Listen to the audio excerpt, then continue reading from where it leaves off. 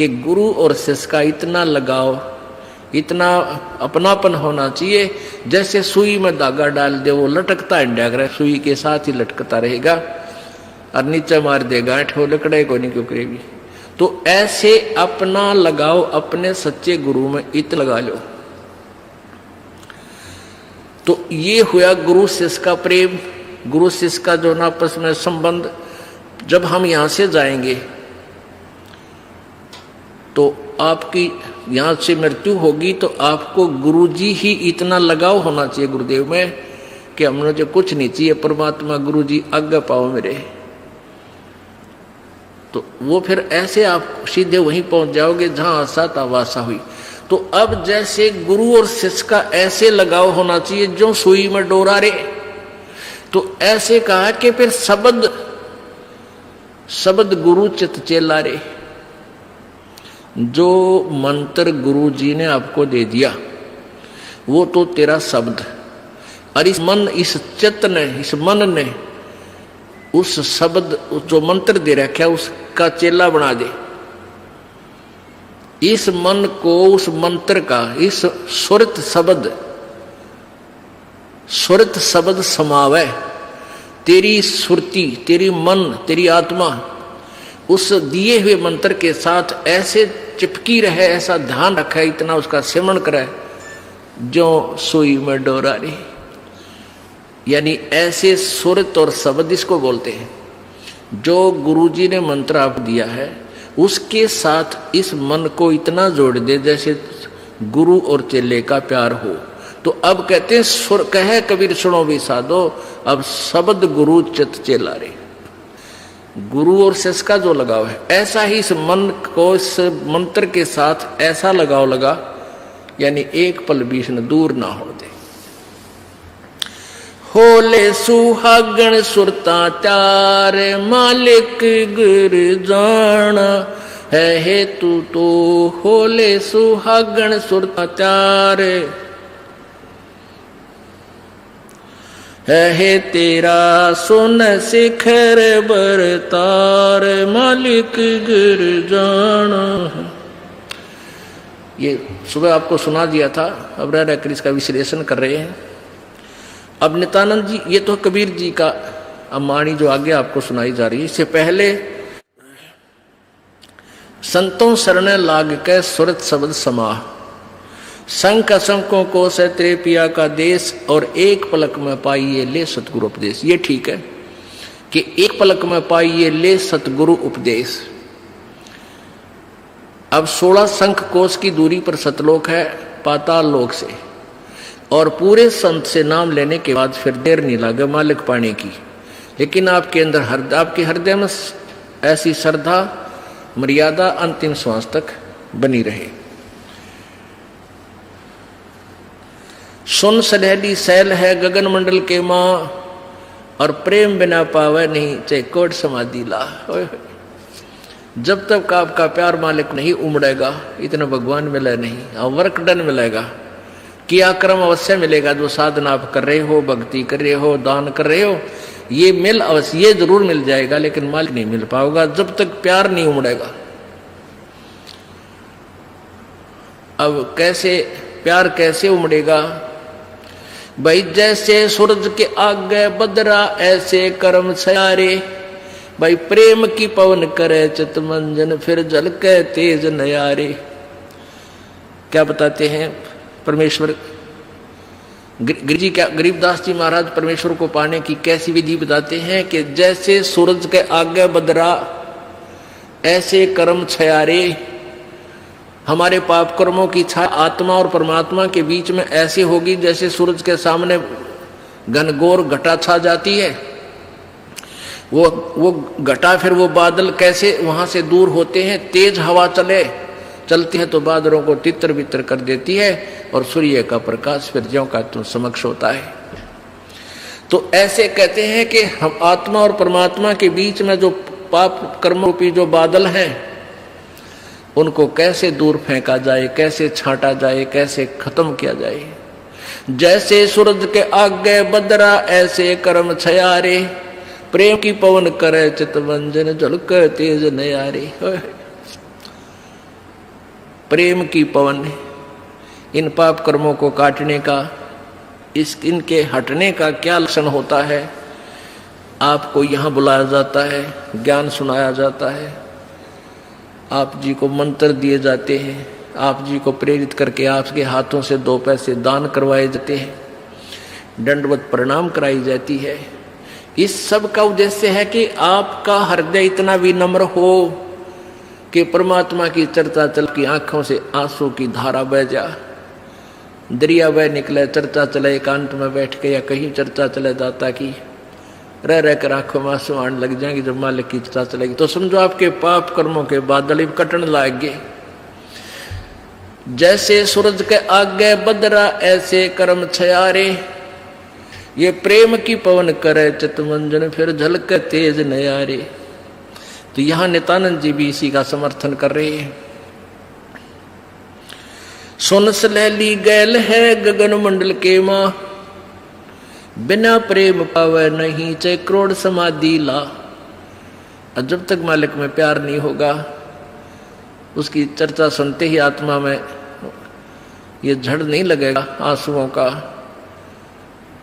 तो तब तक बात काची रह रही है आपकी। लेकिन होगा, अभ्यास बढ़ाओ, मालिक की भक्ति करो, ज्ञान सुनो और अवश्य होगा। यही प्रोसीजर है। किसी के घने बादल हैं, किसी के थोड़े घने हैं, वह भी इसी तरीके से हटेंगे, हवा चलती रहेगी, धीरे धीरे उनको इधर उधर कर दी।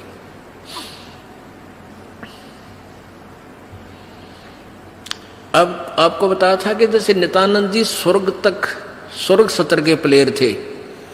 अब जैसे डिस्ट्रिक्ट लेवल पर यानी जिला स्तर पर बच्चे खिलाड़ी खेल खेलते हैं, नियम वही होते हैं उनकी एक ही जैसे, और जो राज्य स्तर पर खेलते हैं उनके भी नियम वही होते हैं, लेकिन लाभ गणा होता है। और जो राष्ट्रीय स्तर पर खेलते हैं नियम उनके भी वही होते हैं, और जो इंटरनेशनल लेवल पर खेलते हैं नियम उनके भी वही होते हैं। तो नित्यानंद जी जो बता रहे हैं ये वही नियम वही है। अब क्या बताया उस परमात्मा की यहां जाने का। परमेश्वर क्या बताते हैं, होले सुहागण सुरता त्यार तुझे माल्य के घर जाना है। अब सुहागण कौन है और कुंवारी कौन है? जिन आत्माओं को पूर्ण परमात्मा संत से प्रभु का नाम नहीं मिला तो वो तो कुंवारी है, और जिनको परमात्मा का नाम मिल गया उनकी सगाई होगी परमात्मा से, गुरु बिचौले ने उनकी सगाई करवा दी। अब जिनको परमात्मा का नाम मिल गया तो आपकी सगाई होगी उस मालिक से, पूर्ण परमात्मा से, और गुरु बिचौले ने आपका यू नाता जोड़ दिया। तो इसलिए कहा कि होले सुहागण सुरता त्यार, जो उपदेशी आत्माएं हैं वो सुहागण हैं, और जिन्हें नाम नहीं लिया है वो अभी कुंवारी है। और जो सुहागण होगी जिसकी सगाई हो जाएगी तो वह इंतजार वही आशा कर सकती है पिया के घर जाने की। कुंवारी का भी कोई ऊद सूद नहीं होती, लेकिन तरीका यही है पिया के घर जाने का, उनको भी सगाई करवानी पड़ेगी, नाम लेना पड़ेगा, गुरु बनाना पड़ेगा। तो उन सुहागन आत्माओं को, उपदेशी आत्माओं को परमात्मा कहते हैं होले सुहागन सुरता त्यार तन माल्य के घर जाना है। अब तुझे वहां जाने का तेरा काम बन गया, यानी स्टार्ट हो गया ये प्रोसीजर। ब्याह भी होगा, सगाई हुई है तो ब्याह भी होगा, ब्याह होगा तो फिर सारा काम होगा, पति के घर भी जाएंगे। तो हम स्टार्ट कर चुके हैं, हमारा काम शुरू हो गया। फिर क्या बताते हैं, होली सुहागण सुरता त्यार तुझे मालिक घर जाना है, तेरा सुन शिखर बरतार। सुन शिखर यानी शिखर माने चोटी में, सुन माने सब जहां कोई और नहीं, केवल वही एक मालिक और उसका लोक है। सबसे टॉप मोस्ट प्लेस पे वहां तेरा पति, तेरा भरतार, तेरा मालिक है। सतलोक में सत्य पुरुष है। वहां क्या बताते हैं, रंग महल में रास विलास अपार है, चलो सकी उस देश सुकंत हमार है। उस रंग महल में सारे ठाठ बाट हैं सतलोक के अंदर, और चलो सखी वहाँ अपना वो मालिक पति है, वो अपना कंत है, अपना प्रभु स्वामी मालिक है, उस लोक में चलो। नहाले धोले ओढ़ पैर लेकर 16 सिंगार, आज नहीं ते तड़के परसों तेरे आवेंगे लड़ियार। अब नहाना क्या है, धोना क्या है, इस सत्संग रूपी दरिया में, गंगा में अपने अंतःकरण के मैल साफ करे। ओढ़ पैर ले, यहां क्या ओढ़ना है, क्या पहनना है, कौन से आभूषण है कि साधु जैसा भाव आपके अंतःकरण का दिखे, भक्ता के से लक्षण हो, ये तरह ओढ़ना है। और सील, संतोष, विवेक, दया भाव हैं, ये इस प्रकार के 16 तरह आभूषण है जो एक जैसे लड़कियां वैसे ही उदाहरण देने पड़ते हैं उन्हीं के आधार से। लड़कियां शादी जब हो जाती है तो आभूषण पहनती हैं इसलिए कि तू अपने पति को अच्छी लगेगी। तो परमात्मा हमारा पति है, वो हम उसको कैसे अच्छे लगेंगे जब हमारे ये आभूषण होंगे, नम्रता होगी, दया होगी, शील, संतोष, विवेक से हम चलेंगे, किसी की आत्मा नहीं दुखावेंगे, हैं, दान धर्म करेंगे, सेवा करेंगे, तो तब उस मालिक को हम अच्छे लगेंगे, पसंद होंगे, तब वो हमें स्वीकार करेगा। और सुमन, ध्यान, भक्ति, ये पांचों यज्ञ करके अपनी कमाई करके अपना दहेज बना ले। फिर क्या बताते हैं, आज नहीं तो तड़के परसों, या अब तेरा कभी ना कभी जाने का समय अवश्य आएगा। तेरे साथ की कितनी जाली तो क्यों लारी वार, और गुड़िया खेलत न जन्म खो दिया लाया नहीं विचार। पहले हम बालक से थे, आजकल तो वो सारा छूट गया प्रोसीजर, तो मॉडर्न सिस्टम हो गया, बालक खेल भी गेला, कंप्यूटर तो खेल रहे हैं। पहले क्या था, हम छोटे छोटे बालक थे, उस समय जैसे दहेज देते थे लड़कियों को, तो उनका के देश था, ऐसे कोई क्या करते थे, लड़की को भेजना होता था तो उसके लिए कपड़े लाते, तो उसको क्या बताया जाता था कि इसको आगे वाली इसकी जो ना सास, ननंद, पितृ और आसपास की जितनी लेना देना होता है, तो उनकी न्यों क्या करते, 40 तीड़ अग्निया की लाइयो, 40 सूट। तीड़ तना समझते होंगे आजकल के बच्चे, पहला घाघरा हुआ करता है सब बारह, और उसको ऊपर एक कुर्ता, एक चुंदड़ी, उसने तिल बोलिया करते।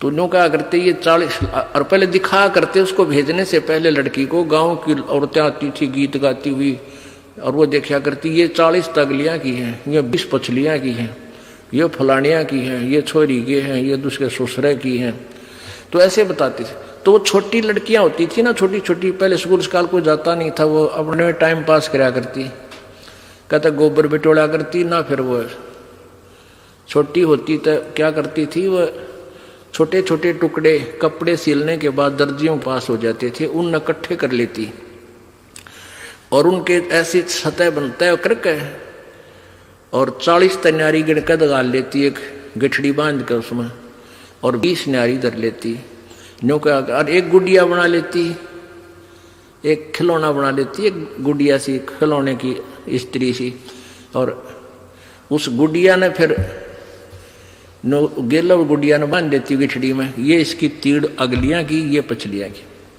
और वो होते ही इतने चीथड़े कपड़े टुकड़े से, और उनमें तो दूसरा कोई भाई या बहन उसी के लेवल का, 1-2 साल बड़ा छोटा, और एक आधा टुकड़ा निकाल लेता ना उसकी तीड़ मत है, उस गठड़ी मत है, वो पोटली बांध रही थी वह, तो वह रोन लग जाती वह लड़की, अरे मेरी तीड़ काट ली, पापीटा रोवर रोटी नहीं खावे, और ओढ़ चीथड़े ने वह तीड़ बांध रही, वो सूट बांध रही पूरा, तो बालक थी। और जब उस बेटी वाली लड़की बड़ी हो जाती है, युवा हो जाती है, और फिर उसका ब्याह हो जाता है, उसका शादी हो जाती है, विवाह हो जाता है, फिर उसको वो ओरिजिनल तिल मिल रहा है, वास्तविक तिल मिल रहे हैं, उसने वो सूट मिल लेंगे 10-20 जो भी उसके होते थे, तो फिर वह गुडिया लाना खेला है, क्योंकि वह सैनी होगी, वो मैच्योर होगी। तो पुण्यात्माओं, परमात्मा हमें क्या बताना चाहते हैं कि तुम यहाँ जो बेटा बेटी कार कोठी संपत्ति जोड़ने में जो तुम खेल खेल रहे हो, ये गुडिया वाला खेल है। और जब आप इतने मैच्योर हो जाओगे, आपका ज्ञान इतना स्वस्थ हो जाएगा, आपको ये पता लग जाएगा कि ये सब नकली सांग है, झूठा सुख है, अस्थायी टेम्परेरी रिलेशन है हमारा यहाँ पर, और हमारा स्थान सतलोक में है। तो फिर आप इन गुड्डा गुडिये के खेलने की फिर इच्छा नहीं कर सकते, सपने में भी नहीं कर सकते। अब जवान लड़की जब उसका ब्याह हो गया और उसके बाद वो ओरिजिनल सूट उसने मिले हैं, फिर उसने वह खेल कर दिखा दे गुडिया गिला, कदे नहीं खेल सकती। तो आपको जब ये रह कर ये ज्ञान इसलिए सुनाया जाता कि आपका इन गुड्डा गुडिया के खेल से मन हट जा, आप इतने मैच्योर हो जाओ, आपको वास्तविकता का पता लग जावे।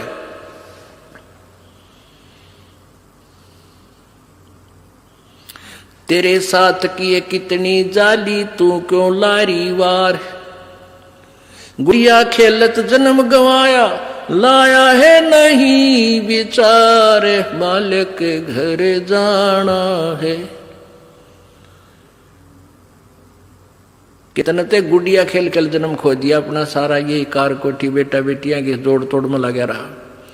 अब उस सच्चाई से परिचित हो, फिर पुनः इन गुड़िया से नहीं खेलेंगे। अब तो चलो हैं, अब का जावे कहाँ, फिर भक्ति से ज्ञान से और कुछ ही समय दिनों में ऐसा समाधान आपका प्रभु कर देगा। बालक बच्चे भी आपके भगवान से डरने वाले, महात्मा की भक्ति करने वाले होंगे, और कुछ दिनों में आपको फ्री कर देगा प्रभु। अब भक्ति करें, बच्चे इतने बुद्धिमान समझदार हो जाएंगे, भगवान से डरने वाले होंगे कि भी माता पिता ने अपना पूरा काम कर दिया, अभी इनको डिस्टर्ब ना करो। और वो परमात्मा विश्वास करने वाले होंगे कि भी हमारा किया हमें मालिक जरूर देगा। तो इस प्रकार आपको फिर यहाँ से निकालने का एक सुअवसर परमात्मा देगा, और तभी आपका मोक्ष संभव है। तो ये परमात्मा ही करवाएगा, अपने इसके चरणों में पड़ा रहना है। कैसे? द्वार धनी के पड़ा रहे, धक्के धनी के खावे, 100 काल चकजोल ही पर द्वार छोड़ ना जावे। इसका यही तरीका फार्मूला बताया है कि अपने सच्चे सतगुरु के द्वार से दूर नहीं हो जा। चाहे कितना झटके पटके काल दे, आपको छोटी मोटी हानि भी होती दी होने दे, कोई वो भी मालिक की रजा है, उसमें आपके ना ही होने में आपका हित होगा, ये सत्कर मान लेना। तो फिर आपने हर पहलू को अपनाना होगा कि राज्य क्रमता राम की रजा धरे जो शीस, दास गरीब दरस परस तिन बैठे जगदीश। कच्चा हीरा कृच हुए नहीं सह गण भार, और ऐसा मन ये हो रहा वहां लेख ले करता रहे। एक हीरे की परख करने का क्या तरीका बताया है? ऐरण के ऊपर एक लोहे का ऐसा थंब बसा हुआ धरती में गाड़ रखा हो, इतना ऊपर वो 8 बाई 8 इंच चौड़ा उसका ऊपर का सरफेस होता है, और ऊपर तक घन इतना बारा 2 दड़ी पक्के का लोहे का डंडे में पर, और उसको न्यू मारा करें। ऐरण के ऊपर लोहे के उस ऐरण पर रखकर लोहे के उस पटड़े से पर हीरा रख दिया जाता है, और ऊपर से घन ठोका जाता है, और हीरे का निशान भी नहीं होता, वो पक्का है। और जब वो कच्चा है तो क्रच हो जाएगा, उसमें निशान पड़ जाएगा, टूट फूट जाएगा। तो कहते परमात्मा तुम्हारा वहां ऐसे परीक्षा लेगा, आपको यहां से पार करने के लिए ऐसे घण मार के देखेगा। कच्चा हीरा कर्च हुए, नहीं सह घण भार, नहीं सह घण मार, और ऐसा मन यू हो रहे जहां फिर लेखा ले करता रहे। तो परमात्मा बताते हैं कि समझा है तो सर दर पाओ, बहुर नहीं रे ऐसा दाओ। बोलो सतगुरुदेव।